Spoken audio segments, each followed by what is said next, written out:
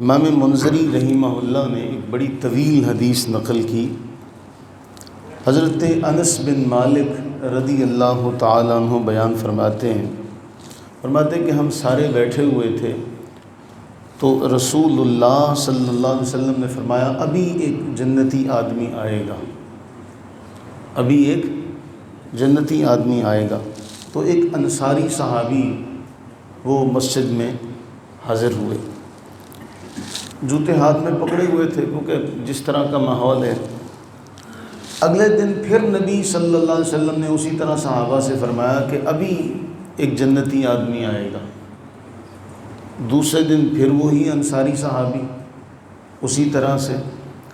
تیسرے دن اللہ کے نبی علیہ الصلوۃ والتسلیم نے فرمایا ابھی یہاں سے ایک جنتی آدمی آئے گا۔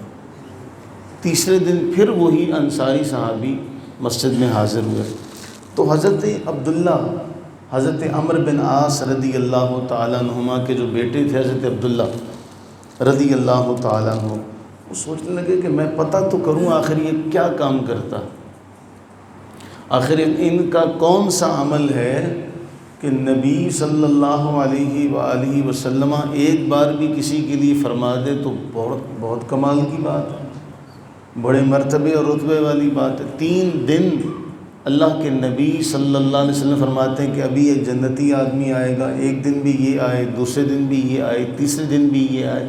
پتہ کرنا چاہیے کہ ان کا کون سا عمل ہے تاکہ ہم بھی وہ عمل کریں، ہمیں بھی یہ مرتبہ اور مقام نصیب ہو جائے۔ اب حضرت عبداللہ چونکہ بچے تھے، بچپنا تھا نا ان کا، تو یہ ان صحابی کے، انصاری صحابی کے پیچھے پیچھے چل پڑے۔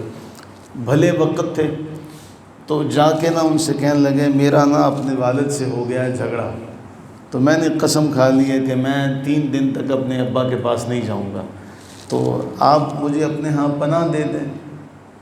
تو انہوں نے کہا ٹھیک ہے میرے ہاں پناہ لے لو۔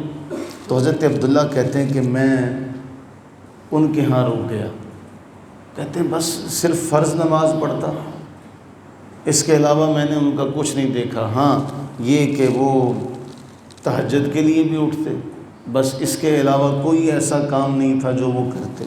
1 دن بھی گزرا، 2 دن بھی، 3 دن بھی۔ جب یہ سارے 3 دن گزر گئے اور میں نے کچھ نہ دیکھا تو میں نے پھر کہا، میں نے کہا چچا جان میں نے آپ سے جو بات کی تھی ایسا کوئی معاملہ نہیں ہے، میرے والد کے ساتھ کوئی معاملہ نہیں ہوا تھا۔ معاملہ یہ ہوا تھا کہ ہم سارے بیٹھے تھے تو اللہ کے نبی علیہ السلام نے فرمایا ابھی ایک جنتی آدمی آئے گا۔ 1 دن بھی فرمایا، 2 دن بھی فرمایا، 3 دن بھی، تو آپ بھی وہاں سے آتے رہے۔ تو میں نے یہ سوچا کہ آپ کے اعمال دیکھوں کہ آپ کون سا کوئی خاص عمل کرتے ہیں جس کی بنا پہ رسول اللہ علیہ السلام 3 دن یہ خوشخبری سناتے رہے، پتہ نہیں کون سی نیکی کرتے ہوں گے آپ۔ تو میں اس تجسس میں کہ وہ جو نیک عمل آپ کرتے ہیں وہ دیکھوں کہ وہ کون سا ہے تاکہ ہم بھی وہ عمل کر سکیں۔ تو انہوں نے کہا بھتیجے یہی ہے میں جو تیرے سامنے فرض نماز پڑھتا ہوں اور تو کچھ نہیں کرتا۔ کہتے میں بڑا حیران ہوا، تو جب میں جانے لگا تو انہوں نے مجھے آواز دے کر کہا ہاں اے بھتیجے ایک کام کرتا ہوں، ایک کام کرتا ہوں۔ وہ ایک کام کیا ہے؟ ما ہوا الا ما رأیت غیر انی لا اجد فی نفسی لأحد من المسلمین غشا ولا احسد احدا علی خیر اعطاہ اللہ ایاہ۔ ایک بات یہ ہے میں کسی کے لیے اپنے دل میں کھوٹ نہیں رکھتا اور میں کسی سے اس کو جو اللہ نے نعمت عطا کی ہے میں اس پر حسد نہیں کرتا۔ تو حضرت عبداللہ کہنے لگے ہذہ التی بلغت بک، یہی تو وہ عمل ہے، یہی تو وہ عمل ہے جس نے آپ کو اس مقام پر پہنچایا کہ بارگاہ رسالت سے 1 بار نہیں، 2 بار نہیں، 3 دن مسلسل آپ کو جنت کی بشارت ملی، یہی تو وہ کام ہے۔ تو ہمیں بھی پھر پتہ چلا کہ یہ 2 کام ایسے ہیں اگر یہ انسان چھوڑ دے، ایک دل میں کھوٹ رکھنا، دوسرا حسد کرنا۔ اور حسد کے حوالے سے ہم نے ایک بار ایک روایت پڑھی تھی، یاد کیجئے کہ اللہ کے نبی علیہ السلام نے فرمایا تھا تم میں ایک ایسی بیماری ہے، تم میں ایک ایسی بیماری گھر کر گئی ہے جو تم سے پچھلی قوموں میں چلی گئی تھی، اور تم سے پچھلی قومیں بھی اسی وجہ سے ہلاک ہوئی تھی۔ فرمایا وہ بیماری ایسی ہے وہ سب کچھ مونڈ کے رکھ دیتی ہے.